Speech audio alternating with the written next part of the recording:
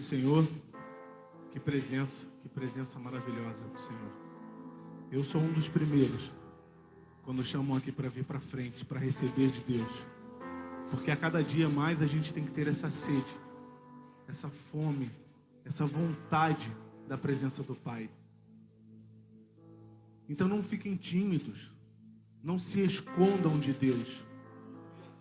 Se aproximem, coloquem o seu coração para o Senhor. Se apresente para os céus. Abra sua Bíblia, segunda carta de Paulo a Coríntios, no capítulo de número 13. Versículo também de número 13.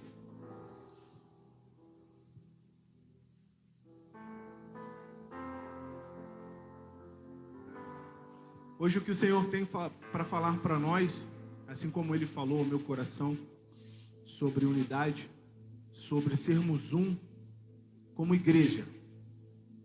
O que nós podemos fazer para melhorar essa unidade como igreja?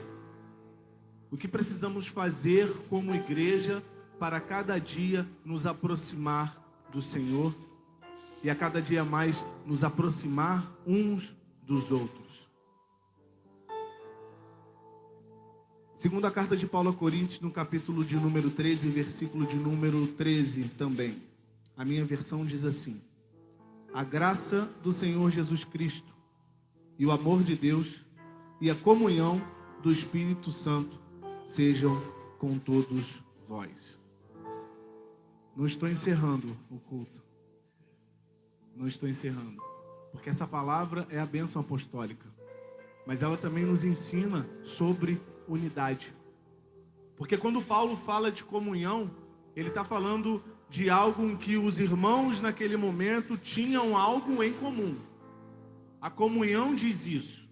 Comunhão é compartilhamento, é a participação, é você ser companheiro. Então quando Paulo diz essas palavras, ele diz que a graça de Jesus Cristo, o amor de Deus e a participação do Espírito Santo sejam com vocês. É isso que Paulo está querendo dizer. Aqui, nesse momento, quando a gente entende sobre comunhão, a gente também vai entender sobre unidade. A gente também vai entender como podemos ser um. A gente poderia ler o livro todo de Atos. Inclusive nós, até hoje, somos o que estamos continuando o livro de Atos. Poderíamos discorrer todos os capítulos de Atos para falar de unidade. Mas por que falar da bênção apostólica? Por que começar encerrando? Porque aqui Paulo tem um ensino para nós sobre unidade. Sobre como nós podemos agir com a graça de Jesus, com o amor de Deus e a participação do Espírito Santo. No livro de Atos, no capítulo de número 2, versículo de número 44, diz: todos os que creram estavam juntos e tinham tudo em comum. No mesmo livro de Atos, no capítulo de número 2, versículo de número 42, diz: e perseveravam na doutrina dos apóstolos e na comunhão. E perseveravam na doutrina dos apóstolos e na participação, e no companheirismo, no partir do pão e nas orações. Então a unidade existe ou acontece quando temos algo em comum. E o que nós como igreja temos algo em comum? O que nós, como igreja, temos algo em comum? A busca pelo Espírito Santo. A busca pelo reino de Deus. A busca pela salvação. Diariamente, buscamos estar próximos de Deus. Diariamente, buscamos ouvir a sua palavra. Diariamente, buscamos os ensinos dos céus. É isso que faz com que nós tenhamos algo em comum. É isso que faz com que nós juntos tenhamos companheirismo. Olha o que diz a primeira carta de Coríntios, no capítulo de número 12, versículo número 12 e 13. Coloca pra gente aí, por favor.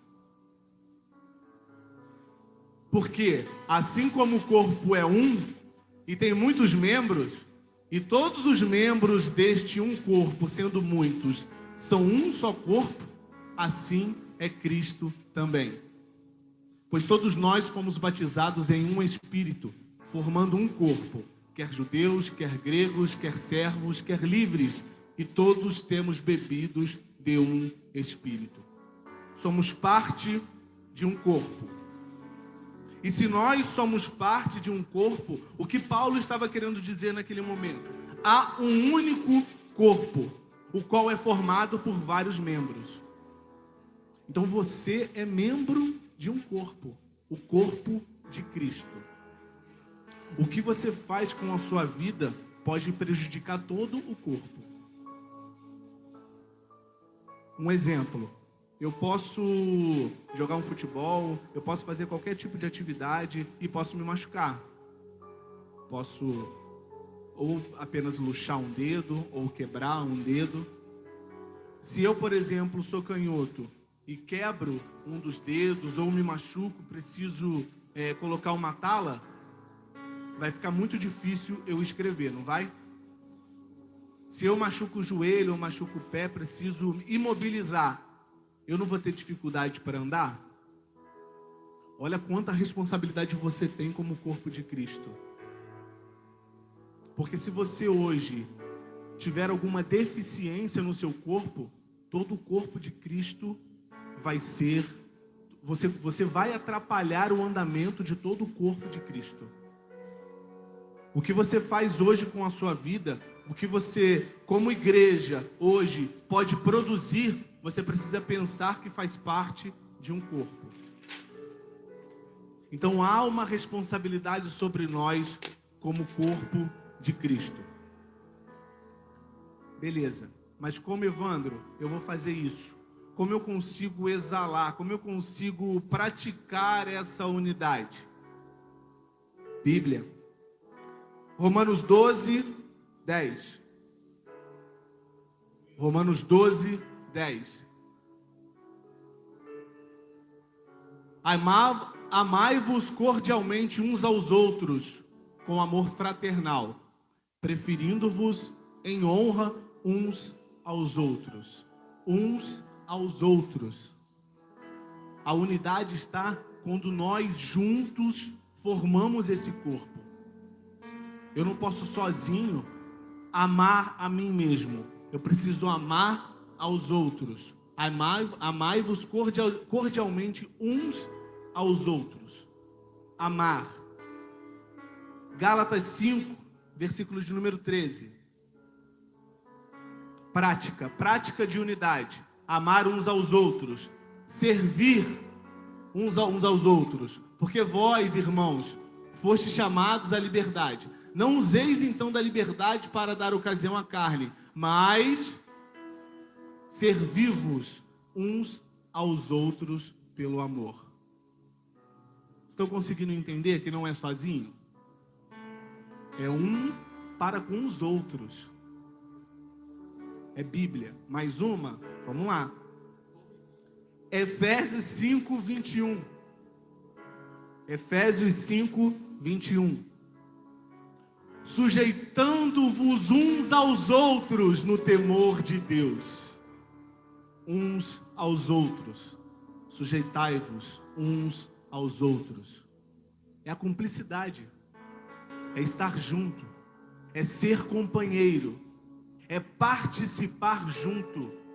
Você é o corpo. Você é uma unidade. Nós juntos somos o corpo. Então, único Espírito Santo, único Pai, único Filho. Por isso que Paulo disse, e eu volto onde começamos. Por isso que Paulo disse, a graça de Jesus, o amor de Deus e o companheirismo do Espírito Santo, a comunhão, vai ser com todos vós. Paulo não disse que vai ser com você, vai ser com você. Não, ele disse que vai ser com todos, uns aos outros. São os mandamentos para essa vivência. Dá-lhe Bíblia, Tiago 5, versículo 16. Carta de Tiago 5,16.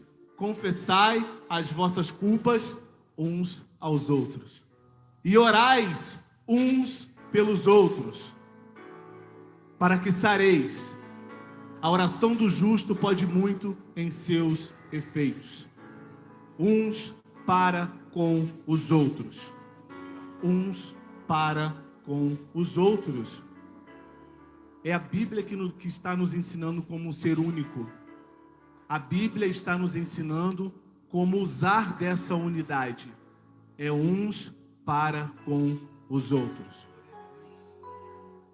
Mas o que, segundo a palavra, impede a unidade no corpo? Quais são os motivos que impedem a unidade no corpo? O que acontece para essa unidade não acontecer? Os nossos motivos? Primeiro, direção de Deus.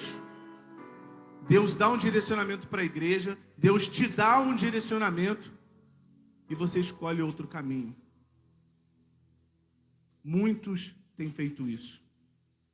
O Senhor nos dá uma direção, o Senhor nos mostra por onde ir e eu mudo o meu caminho. Uma das coisas que precisamos fazer para fortalecer essa unidade é ouvir a voz de Deus e se direcionar por ela. Ter a direção de Deus para as nossas vidas. Parar de achar que a minha direção é a direção que precisa ser tomada. Eu tenho que entender, como unidade, que somos um, tomar a direção correta, que é a direção de Deus para as nossas vidas. Segundo, desânimo.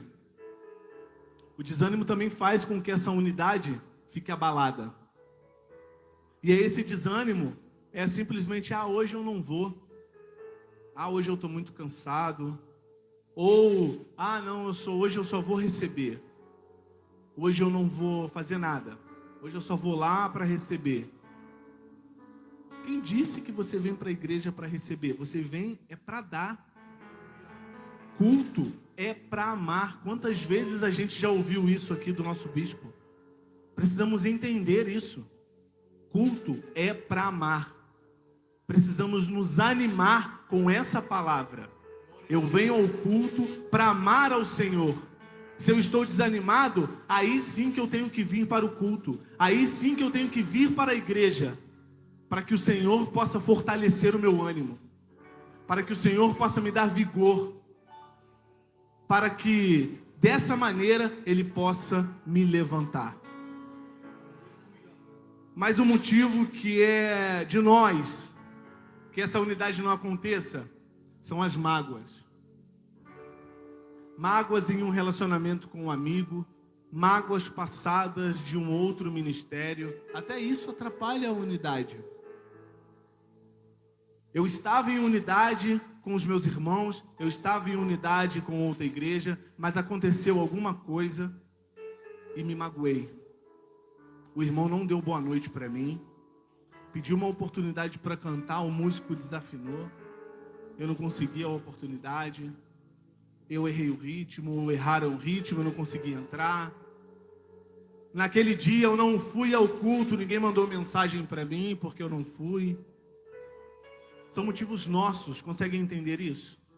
Nós colocamos essas barreiras e isso acaba com essa unidade. São os nossos motivos que fazem com que a unidade se acabe. Outro, o orgulho. Esse é forte.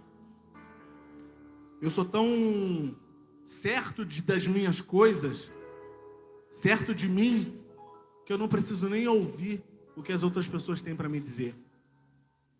Eu estou tão convicto das minhas decisões, do meu conhecimento, que eu nem preciso ouvir o que o outro tem para me dizer. Uma pessoa orgulhosa, ela tapa os seus ouvidos. E se eu não estou ouvindo, eu estou com uma deficiência no meu corpo. E essa deficiência passa para o corpo de Cristo. Olha quanta coisa, jovens. Olha quanta coisa é de nós, essa separação. Olha quanta coisa nós estamos fazendo e o corpo de Cristo está sendo machucado. Olha quantas atitudes nós estamos tendo e o corpo de Cristo está ficando defeituoso. E essa culpa é minha de estar fazendo isso. Essa culpa é nossa. Precisamos entender que a comunhão, o companheirismo, até mesmo nesses motivos que nós acabamos de ver aqui, de orgulho, de mágoa, de desânimo, a gente precisa compartilhar isso. Se há uma comunhão em Cristo, precisamos compartilhar isso também com os meus irmãos. Porque é Ele que, se eu tiver caído, Ele vai estender a mão e vai me levantar. Isso é unidade. Mas esses são os nossos motivos. Os motivos, segundo Deus, e em relação à sua palavra, livro de Isaías, capítulo de número 59, versículo de número 2.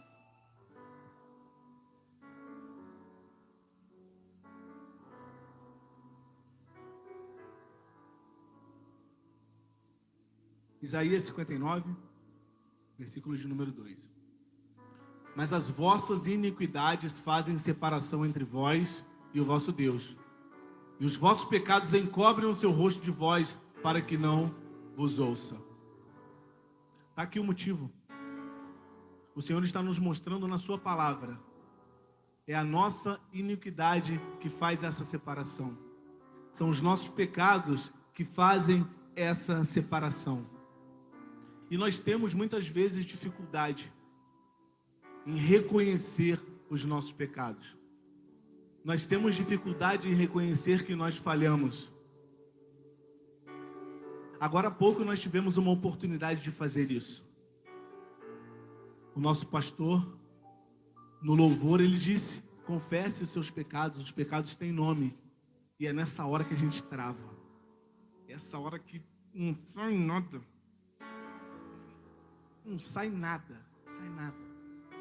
Há uma dificuldade muito grande em reconhecer uma falha, em reconhecer um erro.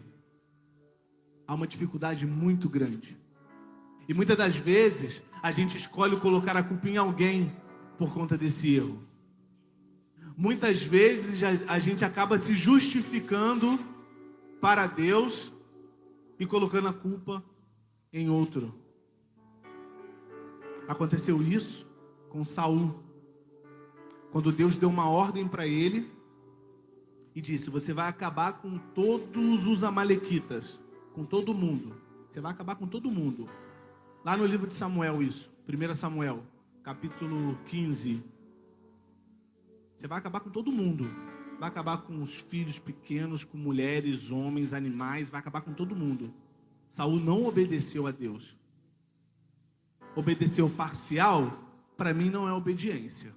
Ele desobedeceu uma ordem. Ele disse para acabar com todo mundo. Mas aí ele pegou o que era de melhor naquele reino. Separou os melhores animais, poupou o rei naquele momento. E quando Samuel chegando para ele, dizendo: mano, o que tu fez, cara?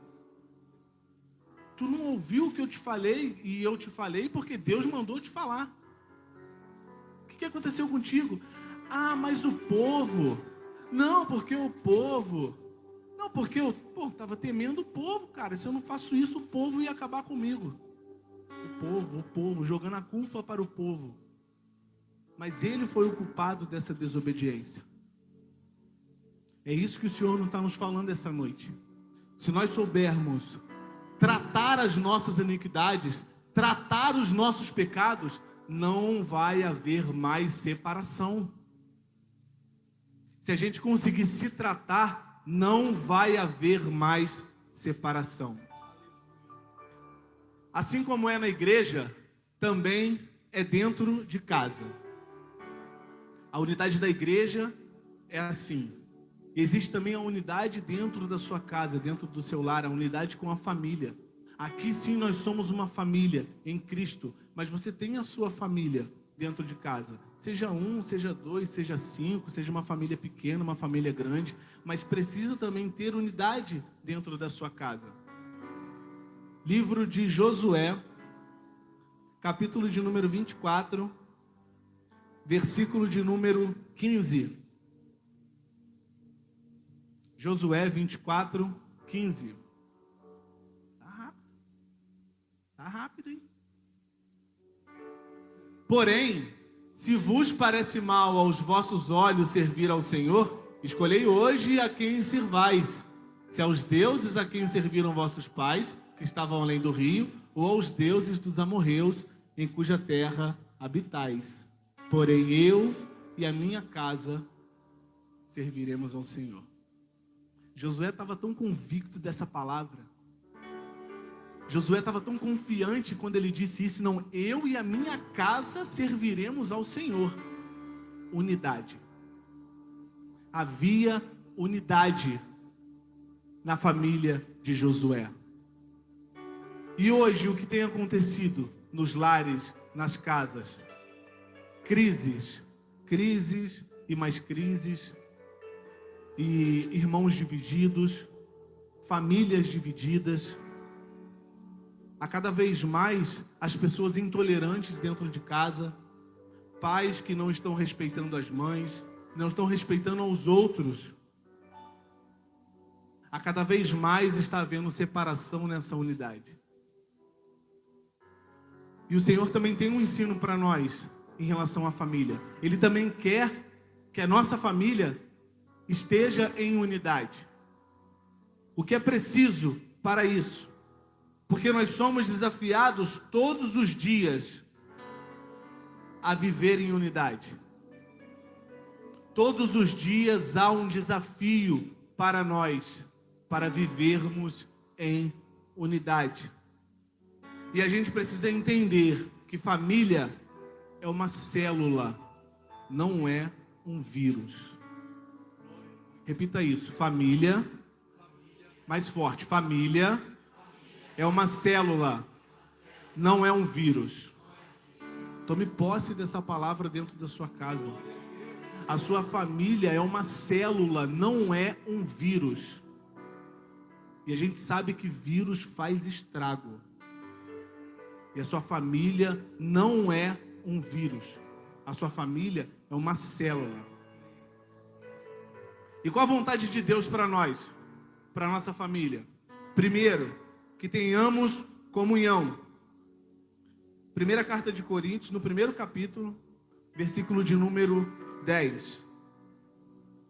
Nós fomos criados para ser unidos.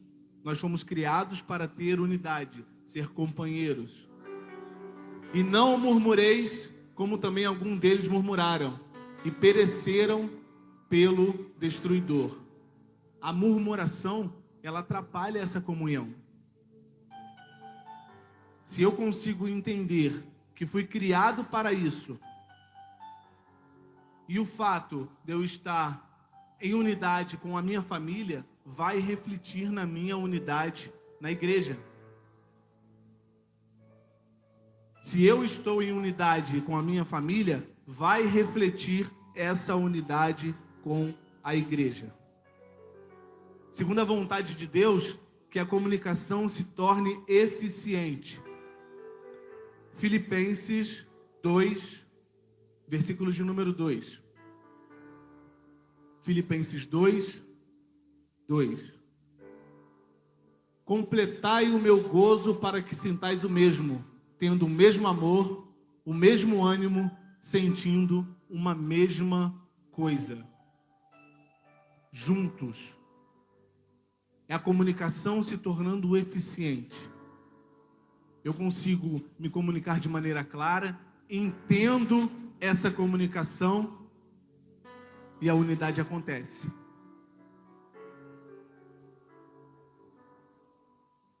Onde há unidade, há a presença de Deus e servimos melhor a Ele. É claro que Deus sempre está conosco, amém? Deus sempre está conosco, mas se eu tenho unidade, eu consigo ser ainda mais abençoado. Se há uma unidade, eu consigo, junto com a minha família, junto com os meus irmãos, fazer uns para os outros. Isso que precisamos entender. Isso é unidade. É um para com os outros. Mesmo dentro de casa, porque juntos, nós iremos enfrentar os problemas de forma melhor. Juntos passaremos das dificuldades. Juntos nós mostraremos a glória de Deus ainda maior. Esse glória podia ser maior, porque esse aí, juntos nós podemos mostrar ainda mais a glória de Deus. Isso é unidade. É isso que o Senhor quer das nossas vidas. Olha o que diz em Mateus 12, 25. É Bíblia, é palavra. O ensino é na Bíblia. Jesus, porém, conhecendo os seus pensamentos, disse-lhes: todo reino dividido contra si mesmo é devastado, e toda cidade ou casa dividida contra si mesma não subsistirá. Reino dividido não subsiste. Reino dividido não prospera. Reino dividido não cresce. Tu acha que vai crescer sozinho? Tu acha que vai a algum lugar sozinho? Acha que consegue fazer alguma coisa sozinho? Reino dividido não subsiste. Sozinho, você pode ir até mais rápido, mas juntos nós vamos muito mais longe. Muito mais longe. Sozinho, você vai rápido, mas juntos nós vamos muito mais longe. O Senhor tem para nós, porque tudo isso que a gente está falando é o que está afetando essa unidade. Amém? É o que a gente está aprendendo. Tudo isso que está sendo dito pelo Senhor é o que atrapalha essa unidade. Mas o Senhor tem algo também para nós, para que com Ele esse cenário possa ser diferente. Então, como é que eu faço para ser essa unidade? Como é que eu faço para me aproximar do Senhor e ser essa unidade? Vamos variar um pouquinho? Bíblia. Salmos 34, verso 18.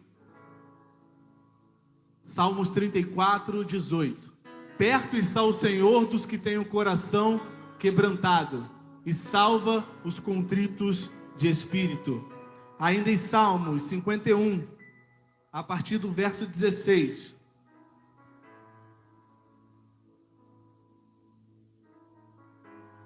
Salmo 51, 16. Pois não desejas sacrifícios, senão eu os daria. Tu não te deleitas em holocaustos. Os sacrifícios para Deus são espírito quebrantado.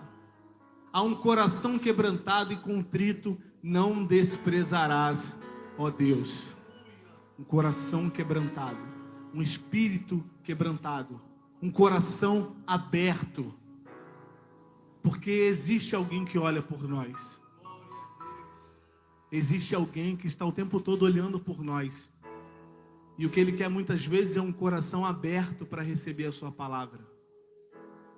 Muitas vezes o que Ele quer é um coração quebrantado. Um espírito voluntário e disposto a recebê-lo. Salmo 147, verso 3.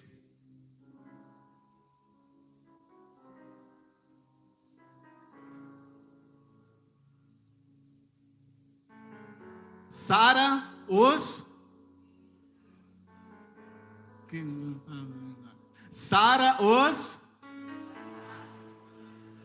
e lhes ata as suas feridas. Quebrantados de coração, quebrantados, dispostos a ouvir de Deus.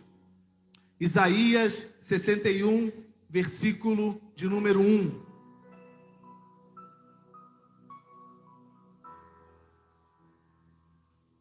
Isaías 61, 1.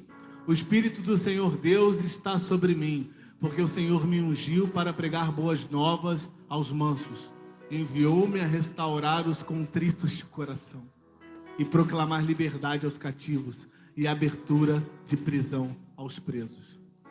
É isso que Deus quer de nós essa noite. Um coração quebrantado. O Senhor quer de nós uma vida, um relacionamento saudável com Ele. E quebrantamento não é suportar as coisas. O quebrantamento não é simplesmente você cultivar o espírito e suportar tudo que vier.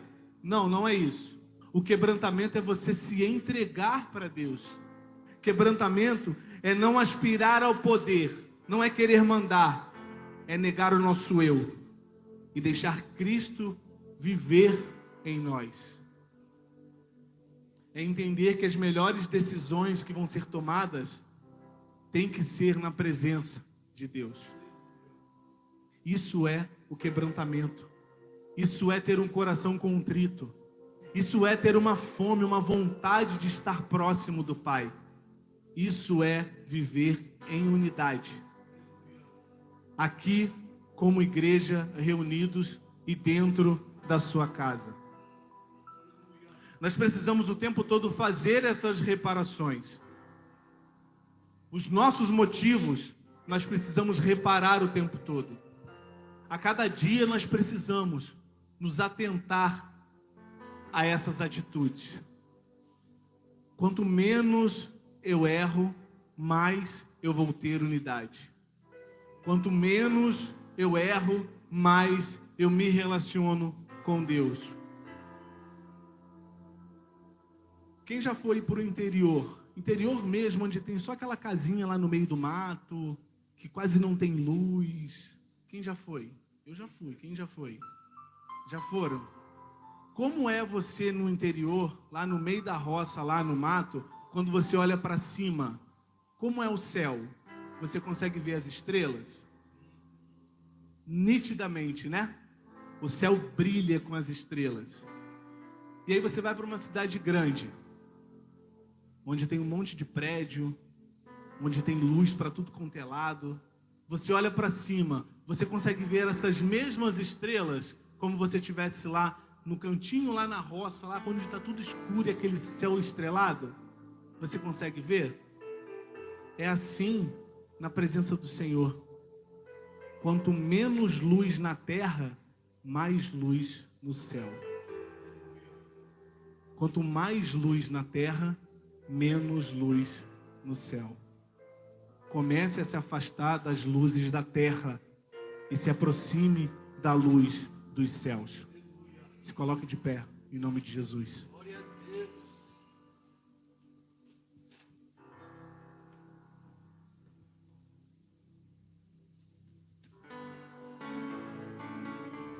Eu pedi pro meu pastor, na verdade foi para a Tainara, né?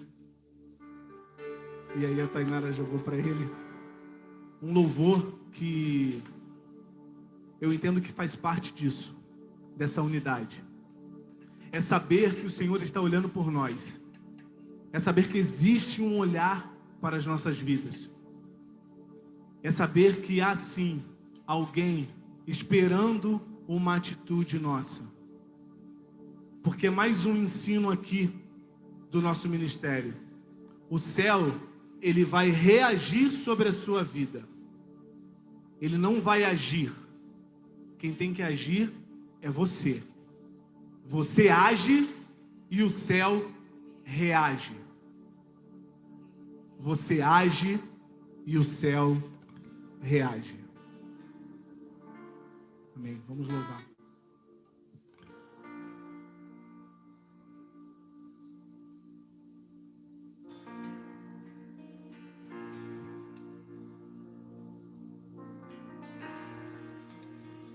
existe um olhar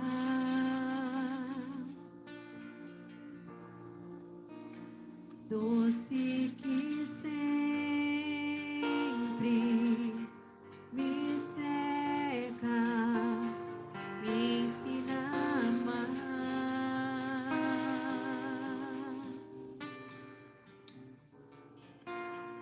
soprando vida e esperança, me ensinando a não julgar, ouvir mais e me entregar. Quero aprender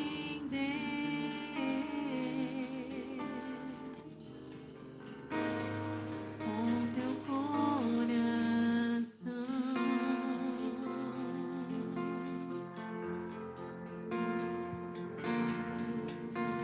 e permanecerei até o fim.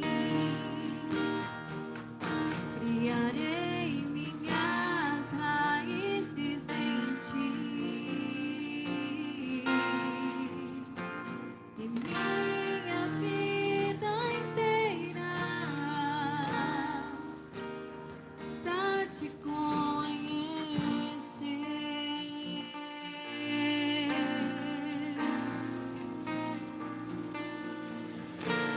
e permanecerei até o fim. Criarei minhas raízes em ti e minha vida inteira pra te conhecer.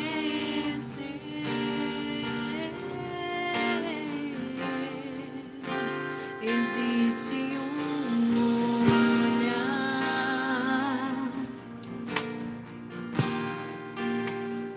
doce que sempre me cerca, me inspira a amar,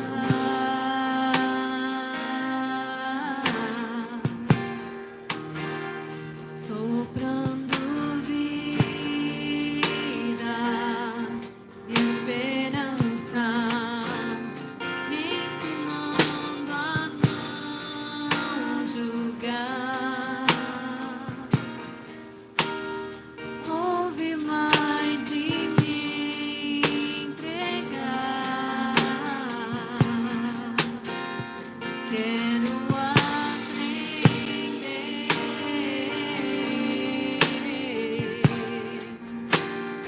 com teu coração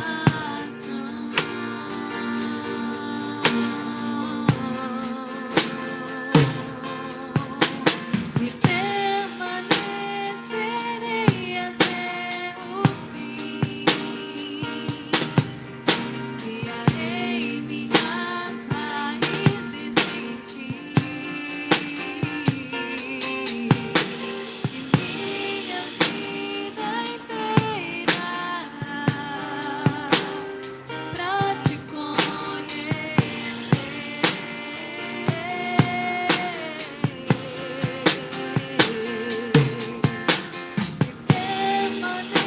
permanecerei até o fim. Criarei minhas raízes em ti, minha vida inteira pra te conhecer. A Bíblia diz: ai do homem que confia no homem. Só que a gente se respalda nesse versículo para desconfiar dos outros. Ai do homem que confia no homem. Mas o que a palavra do Senhor está dizendo é para a gente parar de confiar na gente mesmo e se entregar ao Senhor. Parar de confiar em si mesmo e se entregar ao Senhor. Eu quero orar junto com você.